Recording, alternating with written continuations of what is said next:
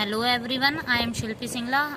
Today we will discuss the closure property. Closure property of integers आज हम discuss करेंगे. In the last video we have discussed the closure property of natural numbers and under the operation addition, subtraction, multiplication and division. Today we will discuss closure property operation under the operation addition, multiplication, subtraction and division, वो भी integers के लिए. Okay तो हम start करते हैं. इसके लिए सबसे पहले क्लास 8 की मैथमेटिक्स है, चैप्टर 1 है रेशनल नंबर्स. प्रॉपर्टी हम डिस्कस कर रहे थे क्लोजर की. हम नेचुरल नंबर और होल नंबर्स की हम प्रीवियस वीडियो में डिस्कस कर चुके हैं. आज हम डिस्कस करेंगे यही प्रॉपर्टी सेट होगा बस इंटीजर्स का.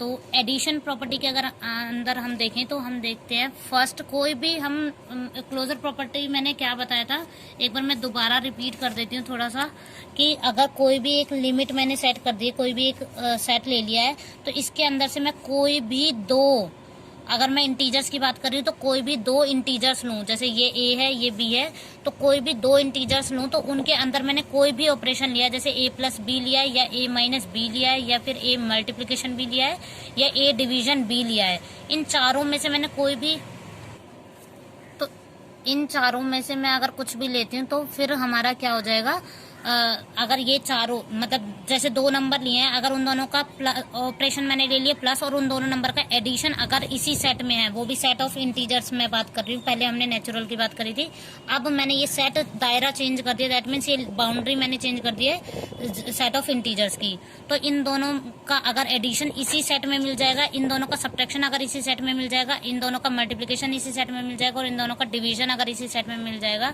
तो एडिशन के लिए हम क्या बोलेंगे कि integers are closed under the operation addition. ऐसे integers are closed under the operation subtraction. जब a माइनस बी अगेन इसी सेट में मिल जाएगा, वो भी फॉर एवरी इंटीजर्स के लिए. ओके तो यही चीज हम डिस्कस कर रहे हैं बाय टेकिंग सम एग्जांपल्स. जैसे हमने फर्स्ट एग्जांपल ले लिया, इसमें एडिशन की प्रॉपर्टी के बारे में बात कर रहे हैं हम. प्रॉपर्टी है क्लोजर. तीन चीज हमें याद रखनी है इसमें. एक तो मैं लिमिट कौन सी ले रही हूँ इंटीजर्स की, दूसरी बात है कि प्रॉपर्टी कौन सी डिस्कस कर रही हूँ क्लोजर, और मैं ऑपरेशन कौन सा ले रही हूँ, अभी एडिशन ले रही हूँ. चारों ऑपरेशन लूंगी मैं, एडिशन भी लूंगी, सब्ट्रैक्शन भी, मल्टीप्लिकेशन भी एंड डिवीजन भी. तो अभी हम एडिशन की बात करते हैं. देखो ये भी हमारा इंटीजर्स है, इंटीजर नंबर है, ये भी हमारा इंटीजर है. तो -2 + 3 करके मैंने दो नंबर ले लिए, दोनों ही इंटीजर्स है. तो इन दोनों का हमारा क्या हो जाएगा, जब मैं इसको सॉल्व करूंगी तो +1 आएगा. तो ये भी क्या है, एक अगेन इंटीजर है. अब नेक्स्ट एग्जांपल देख लेते हैं. यहाँ पे 9 प्लस माइनस का 5 ले लिया, तो ये कितना हो जाएगा, जब इसको मैं सॉल्व करूंगी तो 9 प्लस माइनस माइनस हो जाएगा, 9 माइनस 5 4. एक्चुअल में मैंने ऑपरेशन प्लस ही लिया है, वो नंबर माइनस था तो प्लस माइनस कर दिया. ये ऐसे नहीं है कि नेगेटिव ऑपरेशन ले लिया मैंने, यहाँ पे ऑपरेशन मैंने प्लस लिया, बस मैंने इसको सॉल्व करा है. प्लस माइनस माइनस होता है हमारा. तो 9 माइनस 5 = 4. तो ये भी क्या है, इंटीजर्स है. और आप खुद भी देख सकते हो इंटीजर्स का जो सेट होता है, वो मैं एक बार दोबारा दिखा देती हूँ. इंटीजर्स का जो सेट होता है ऐसे लिखते हैं हम, सेंटर में 0 1 2 और एंड सो ऑन ऐसे करके, इधर से -1 इधर से -2 और यहाँ से डॉट करके हम रिप्रेजेंट कर सकते हैं.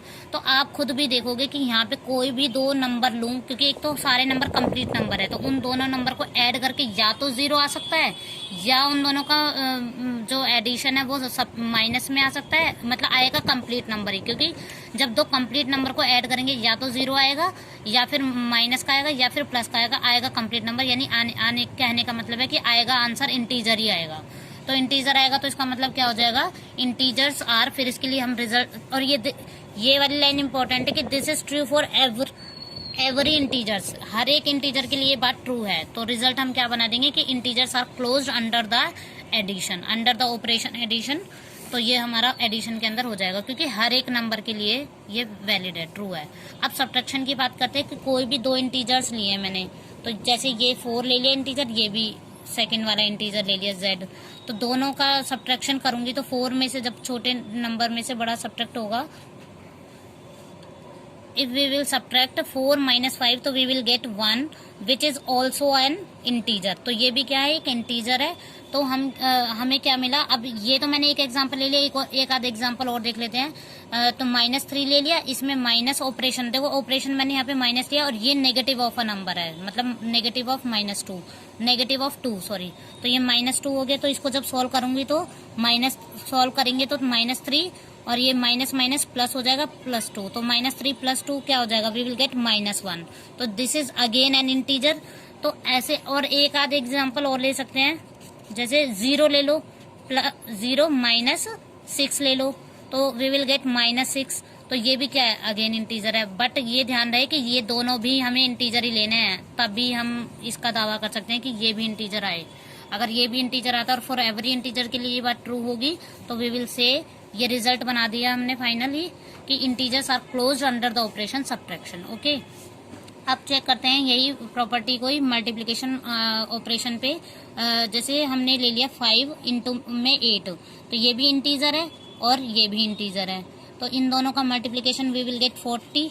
तो 40 भी क्या एक इंटीजर ही है, इंटीजर है, तो ये क्या हो जाएगा, ये भी इंटीजर था, ये भी इंटीजर है, और इनका जो रिजल्ट है वो भी इसी लिमिट के अंदर आ रहा है, इसी बाउंड्री के अंदर आ रहा है। कहने का मतलब है ये बाउंड्री हमारी इंटीजर्स की थी, तो कोई भी 2 इंटीजर्स मैंने इसमें से लिया और उसका मल्टीप्लिकेशन भी अगेन उसी बाउंड्री के अंदर लाई कर रहा है, तो हम कहेंगे कि जो इंटीजर्स है वो क्लोज है अंडर द ऑपरेशन मल्टीप्लिकेशन। कब कहेंगे, वो एक नंबर के लिए नहीं, वो हर एक नंबर के लिए ट्रू होना चाहिए। ऐसे ही दूसरा एग्जाम्पल ले लिया मैंने, माइनस का ले लिया, क्योंकि माइनस भी हमारा इंटीजर होता है, -7, और ये भी 6 भी इंटीजर होता है, तो माइनस का 42 होगा, तो ये भी क्या हो जाएगा, इंटीजर है। एक ज्यादातर ये होता है कि जो डाउट रहता है वो 0 के साथ रहता है, तो 0 इंटू में -8 ले लो, तो वी विल गेट 0 ओनली, तो ये भी तो इंटीजर ही है हमारा, ये भी इंटीजर है। तो इनका जो रिजल्ट आएगा वो 0 से मतलब किसी भी 2 नंबर को मल्टीप्लाई करोगे तो आप या तो 0 मिलेगा या नेगेटिव ऑफ अ नंबर मिलेगा या फिर पॉजिटिव मिलेगा। तो और हमें पता है नेगेटिव और पॉजिटिव और 0 ये सभी इंटीजर होते हैं, बट होने चाहिए कंप्लीट नंबर। कंप्लीट कहने का मतलब है ना तो डेसिमल हो ना फ्रैक्शन हो। ओके, तो हमारा फाइनल रिजल्ट क्या बन जाएगा, integers are closed under the operation multiplication. Okay, अब हम प्रॉपर्टी इसकी डिस्कस करते हैं, डिवीजन। इंटीजर्स के अंदर ही हमारी क्लोजर वो प्रॉपर्टी हमारी क्लोजर चल रही है, सेट हमने इंटीजर्स का ही ले रखा है और ऑपरेशन ले रही हूँ डिवीजन। 3 चीज ध्यान रखनी है हमें, प्रॉपर्टी किसके ऊपर चेक कर रहे हैं, मतलब कौन से सेट के ऊपर चेक कर रहे हैं और कौन सा ऑपरेशन। तो अब डिवीजन की बात कर रहे हैं, तो जैसे मैंने 7 फर्स्ट हमारा है एग्जाम्पल, इसमें 7 डिवाइडेड बाई 5, तो we will get 7 divided by 5।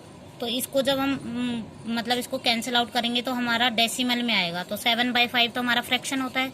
क्या होता है, फ्रैक्शन होता है। तो ये हमारा इंटीजर्स तो नहीं है, तो ये इंटीजर था हमारा, ये इंटीजर था, लेकिन इसका जो रिजल्ट है that is not an integer. क्या होगा, नॉट एन इंटीजर। तो ये इंटीजर नहीं है, तो हम 7/5 हमारा क्या आ रहा था, फ्रैक्शन आ रहा है।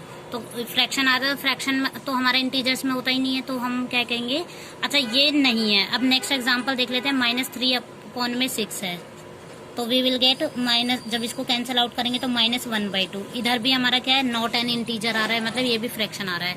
एक लास्ट एग्जाम्पल और देख लेते हैं, 8 डिवाइडेड बाय -2, जब कैंसिल आउट करेंगे तो we will get -4 which is an integer. ये क्या है, एन इंटीजर है।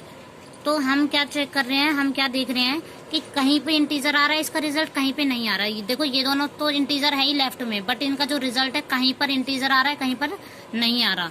यहाँ पे इंटीजर नहीं आ रहा, यहाँ इंटीजर नहीं आ रहा, लेकिन यहाँ पे इंटीजर आ रहा है। तो यहाँ पे इसका मतलब क्या है, this is not true for every integer. Every not true का मतलब है कि कहीं पे आ रहा है, कहीं पे रिजल्ट इसका इंटीजर नहीं आ रहा। तो नॉट ट्रू हो गया, फॉर एवरी इंटीजर के लिए होना चाहिए था हमारा प्रॉपर्टी के लिए। तो फिर हम क्या बोलेंगे इसका result, integers are not closed under the operation division. अब ये इंटीजर्स के अंदर हमारी क्लोजर प्रॉपर्टी सारी ओवर हो गई है। अब हम बात करते हैं रेशनल नंबर, ये बहुत इंपॉर्टेंट है इसके, जिसपे चैप्टर बेस्ड है हमारा।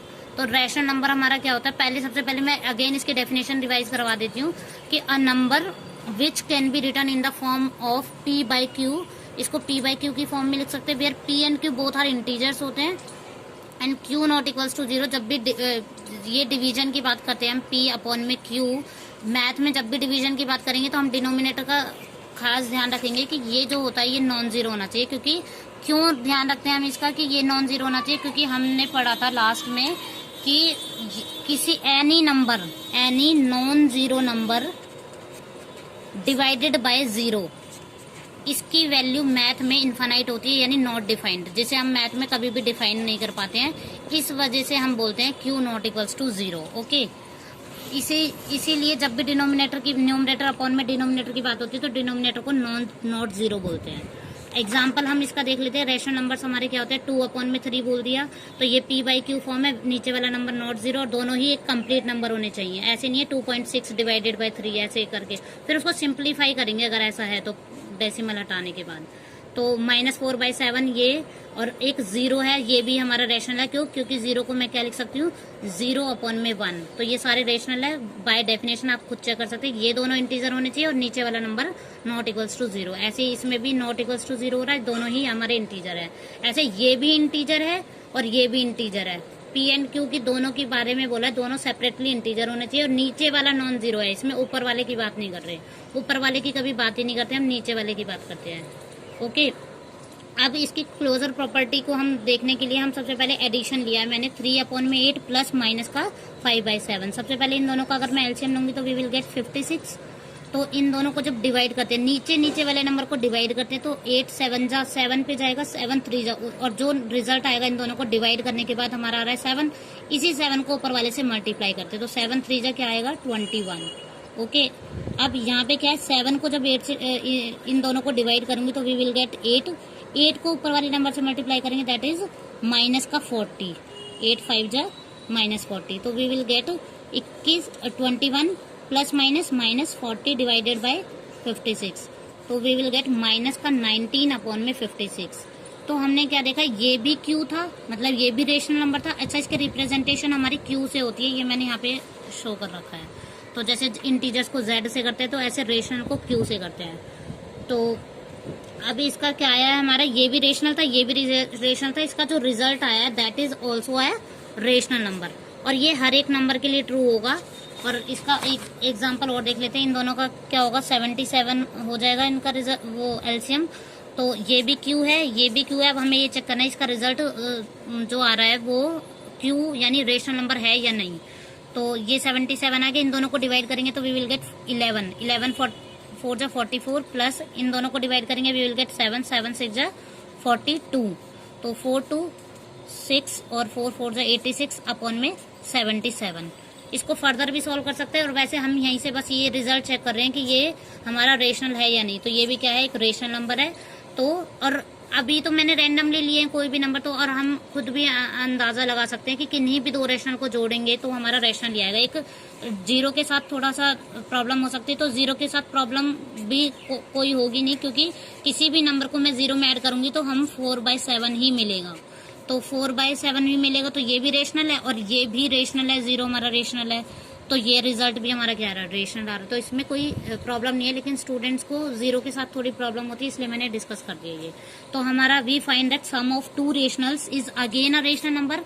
तो हमारा रिजल्ट बन जाएगा rational numbers are closed under the operation addition, क्योंकि ऐसा हर एक के लिए ट्रू होगा ये बात। अब बात करते हैं रेशनल नंबर के अंदर ही लिमिट मैंने रेशनल ही ली है, प्रॉपर्टी क्लोजर ही चेक कर रहे हैं, और ऑपरेशन मैंने ले लिया सब्ट्रैक्शन।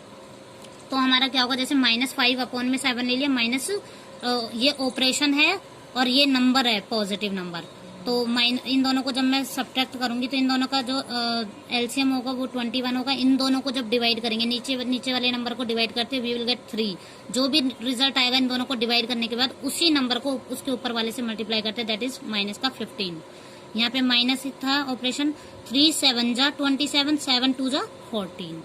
तो वी विल गेट माइनस का 29 अपॉन में 21। तो ये रेशनल है हमारा, ये रेशनल है। ये नेगेटिव रेशनल लिया है मैंने, यहाँ पे पॉजिटिव रेशनल लिया है, और ऑपरेशन लिया है नेगेटिव, मतलब सब्ट्रैक्शन। तो हमारा ये रेशनल था, ये रेशनल है। इसका जो रिजल्ट है that is again a rational number.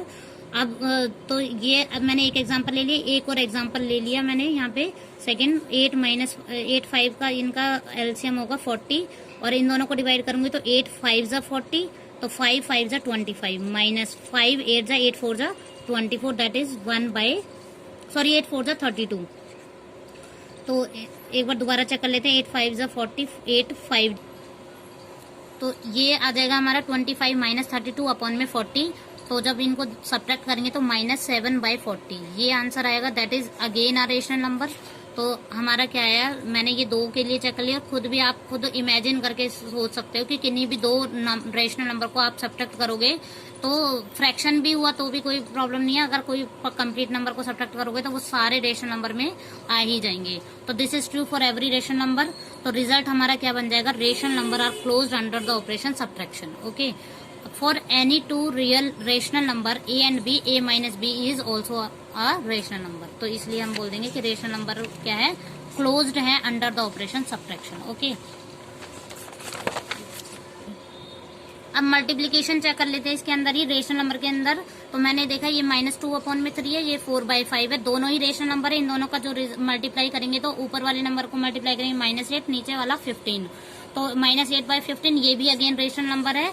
अब एक और एग्जांपल देख लेते हैं। यहाँ पे 3/7 इंटू में 2/5, 3 2 6 हो जाएगा, 7 5 35। तो ये भी क्या है, रेशनल नंबर है। एक लास्ट एग्जांपल देख लेते हैं। यहाँ पे 7/11 इंटू में 0, तो यहाँ पे रिजल्ट क्या आएगा, 0 ही आएगा। किसी भी एनी नॉन जीरो नंबर को जब 0 से मल्टीप्लाई करेंगे तो वी विल गेट 0। तो 0 भी हमारा क्या है, ये भी रेशनल था, ये भी रेशनल है, और इसका रिजल्ट है वो भी रेशनल है। तो हम देखेंगे ऐसा सब के लिए ट्रू होगा। तो for any 2 rational numbers A and B, तो इनका जो मल्टीप्लिकेशन है वो भी अगेन क्या है, रेशनल नंबर है। तो रिजल्ट हमारा क्या बन जाएगा, rational numbers are closed under the operation multiplication. अब डिवीजन का और चेक कर लेते हैं। -5/3 है डिवाइडेड बाय 2/5 है। तो -5/3 जब भी इसको मल्टीप्लिकेशन में कन्वर्ट करते हैं तो इसकी जो डिजिट है ये वाला, ये 5/2 हो जाता है।